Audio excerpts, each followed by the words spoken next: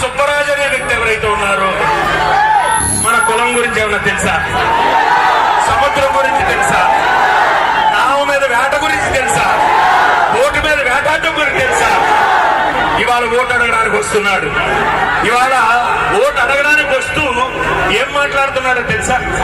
ఈ ఓఎన్జీసీ డబ్బులు నేనుండగానే కంపెనీ వాళ్ళతో ఒప్పందం కుదుర్చుకున్నానని చెప్పి సన్నాసి కబుర్లు చెప్తున్నాడు. ఒరే బాబు, నువ్వు చేతకాని మనిషివి. నువ్వు ఏదైతే 5 సంవత్సరాలు పరిపాలన చేసినప్పుడు ఆగిపోయిన జిఎస్పిసి డబ్బులు 80 కోట్ల రూపాయలు తేలాక నువ్వు ఇంట్లో దాక్కున్న మీరు ఇవాళ మేము తెచ్చిన డబ్బు గురించి మాట్లాడతారా? అసలు ఓఎన్జీసీ గురించి నీకు తెలిస్తే నువ్వు ఆ రకంగా మాట్లాడు. 2021లో ఓఎన్జీసీ కంపెనీతో మనకు ఒప్పందం అయితే నేనే తెచ్చాను అని చెప్పి అతను చెప్తున్నాడంటే చేతకాని మనిషి, చేతకాని ఎవరిని మోసం చేస్తావు? నా జాతినా మోసం చేసేది.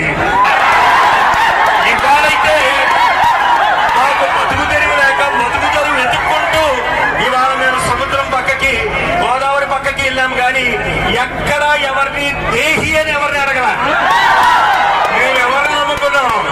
గంగమ్మ తల్లిని నమ్ముకున్నాం. మేము ఆకలేస్తే ఒకరి దగ్గరికి వెళ్ళి అన్నం పెట్టు అని అడగాం. గంగమ్మ తల్లిని నమ్ముకొని వేటకెళ్తాం. ఆ తల్లి ఇచ్చిన ఆ సంపదతో మేము మా కుటుంబాన్ని పోషించుకుంటాం. అంతేగాని ఒకరి దగ్గరికి వెళ్ళి దేహి అని చెప్పి అడుగుకునే జాతి మాది కాదు.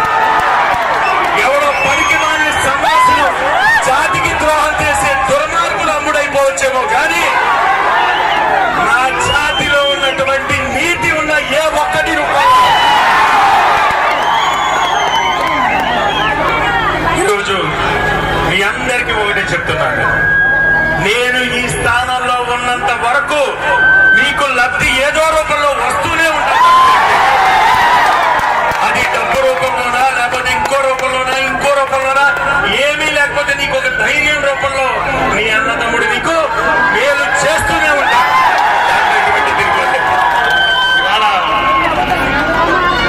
ఈ ఎన్నికలు ఏదైతే వచ్చే సోమవారం, ఈ సోమవారం కాక వచ్చే సోమవారం ఎన్నికలు జరగబోతున్నాయి. ఓటు కొనలేడు, మిమ్మల్ని మార్చలేడు.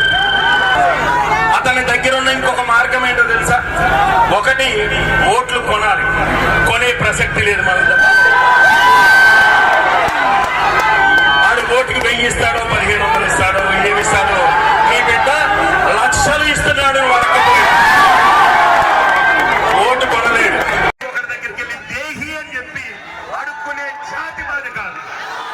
మా ఓట్లు అమ్ముకునే జాతి